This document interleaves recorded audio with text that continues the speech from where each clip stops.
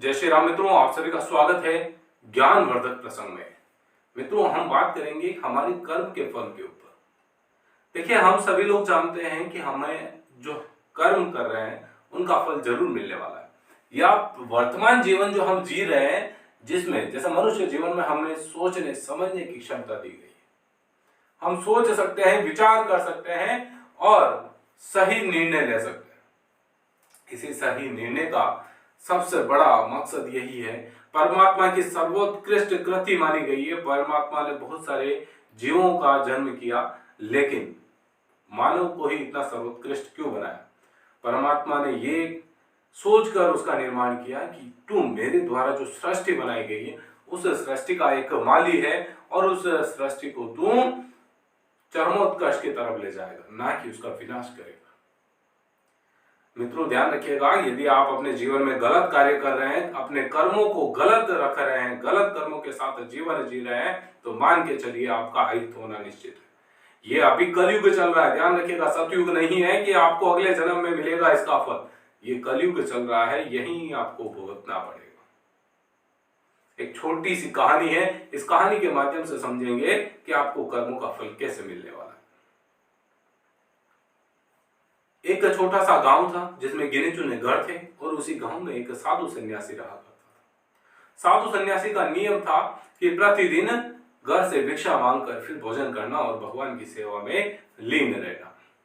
गांव में प्रतिदिन वो भोजन मांगने के लिए, भिक्षा मांगने के लिए जाया करता था। भिक्षा मांगने पर प्रत्येक घर से लोग उसको भिक्षा देते थे, लेकिन एक घर ऐसा था, नास्तिक का घर ऐसा था, जो भिक्षा देने की जगह गाय का गोबर उठाकर उसको दे देता था और बोलता था, चारों हाथ सलामत है, मेहनत करके क्यों नहीं खा लेता। साधु उस गोबर को भी लेकर आ जाता और अपनी झोपड़ी के बाहर डाल देता था। ऐसे नियमित क्रम चलता रहा। साधु का धैर्य देखिए, कभी भी उसको अपशब्द नहीं कहे और कभी ऐसा भी नहीं हुआ कि उसके घर भिक्षा मांगना ना जाए।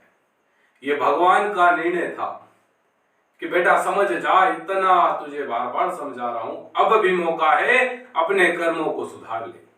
लेकिन वो आदमी गोबर डालते हुए नहीं रुका। अंतिम समय उस आदमी का आया, उस आदमी की मृत्यु हुई। मृत्यु होने के बाद भैया पहुंचे कहां? यमराज के दरबार में, यमलोक में। दरबार लगा, वहां पर उसके चित्रगुप्त जी ने उसका लेखा जब वांचा। लेखा वाचने पर यह कहा गया कि इस व्यक्ति के जीवन में अब खाने में केवल गोबर है। व्यक्ति बड़ा चकित हो गया। व्यक्ति ने कहा, हाथा जोड़ी करी, बहुत माफी मांगी, रोया धोया। तब भगवान के निर्णय में यह कहा गया कि ये ढेर जो तूने लगाया रोज प्रतिदिन उस साधु सन्यासी को, जो मेरी सेवा अर्चना करता था, उसके भिक्षा में तूने जो गोबर का ढेर लगाया है, अगर तू इस गोबर के ढेर को ये बहती नदी में बहा सके तो बहा दे। उस व्यक्ति ने वही करना शुरू किया। गोबर को कपड़े में लेता, नदी में रखता, गोबर डाइल्यूट होकर घुलकर बह जाता, लेकिन फिर भी कुछ गोबर के अंश बच जाते, कुछ कूड़ा करकट बच जाता। ऐसे करते करते समय गुजरा। 6 महीने, साल भर हुए। उसके बाद जब उसने देखा कि जो इतना बड़ा ढेर लगा हुआ था उसमें से कुछ भी अभी बाकी है, तब यमराज जी ने कहा कि अब तो तुझे ये खाना ही पड़ेगा, इतना तो तुझे खाना ही पड़ेगा। फिर वह व्यक्ति रोना धोना शुरू हुआ कि यमराज जी, नहीं कर सकता, संभव नहीं है। यमराज जी ने कहा कि ये तो तुझे कर्म करने से पहले सोचना चाहिए। एक बार गलती करके जो समझ जाए वो समझदार है, जो जानते हुए गलती करता जाए वो समझदार नहीं हो सकता। तुझे भगवान ने बार बार संकेत दिया। वो साधु सन्यासी बार बार तेरी चौखट पर आया, बार बार भिक्षा मांगी, लेकिन तू अपनी नीयत को नहीं सुधार सका, तू अपने कर्म को नहीं बदल सका, प्रतिदिन उसको गोबर दिया। तो अभी ये बचा हुआ जो है वो तो तुझे ग्रहण करना ही पड़ेगा। मित्रों, कहने का तात्पर्य यह है कि भगवान जो है हमेशा आपके साथ है, कभी आपका बुरा नहीं करेंगे, हमेशा आपका मार्गदर्शन करेंगे। लेकिन यदि आपने अपने पापों का गठरा इतना बांधा है तो भगवान आपको मौका अवश्य देते हैं कि आप उनको कम कर ले। बहुत सी बार आपने देखा होगा कि बहुत बड़ा अहित होते होते बच गया थोड़ा सा अहित हो। क्यों?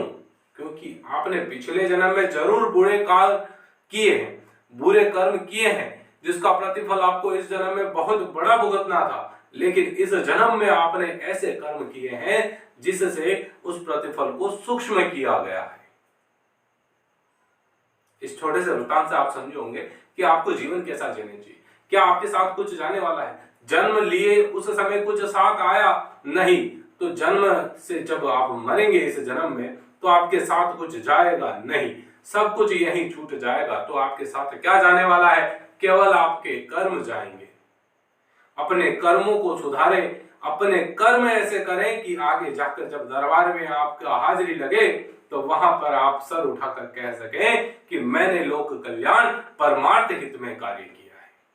अरे जब आप अपने लिए ही जिएंगे तो पशुतापूर्ण जीवन ही तो जी रहे हैं।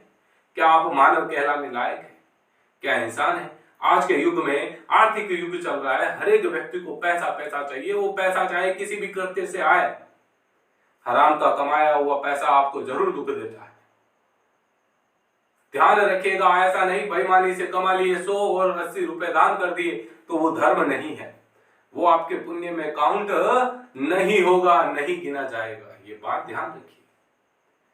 जीवन को अच्छे से समझिए, शिष्टाचार होना चाहिए, जीवन में सद्विचार होने चाहिए, लोक हितार्थ अपने जीवन को जीने का तरीका आना चाहिए। जीवन में व्यक्ति कहता है सुख नहीं है, भाई कमी क्या है? खाने पीने को मिल रहा है, तेरे माँ बाप है, तेरे परिवार है, तेरे बच्चे हैं, फिर कमी क्या है? 2 टाइम की रोटी मिलते हैं, मतलब ये समझ लो कि आप बहुत सुखी हो? नहीं, आपको हमेशा धन की लिप्सा लगी रहती है। 100 कमाए, 200 कमाए, 300 कमाए, करोड़ों कमा ले, लेकिन मन की शांति नहीं मिलेगी। ये ध्यान रखिएगा कि जब आप किसी जरूरतमंद की सहायता करेंगे उस समय जो आपको मन की शांति मिलेगी वो कहीं और नहीं मिलेगी। मित्रों, मेरे कहने का आशय यही है कि हमें शिष्टाचार और सद्विचार के साथ हमारे इस जन्म का उद्धार करते हुए, इस हमारी आत्मा की उन्नति करते हुए एक मानवतापूर्ण जीवन को जिए, जिससे हमारे कर्मों के फल हमें पुनः भुगतने ना पड़े। उम्मीद करूंगा ये वीडियो आपको अच्छा लगा होगा। यदि अच्छा लगा तो जम के लाइक शेयर करिएगा। चैनल को सब्सक्राइब नहीं किया तो सब्सक्राइब जरूर कर लीजिएगा। जय श्री राम।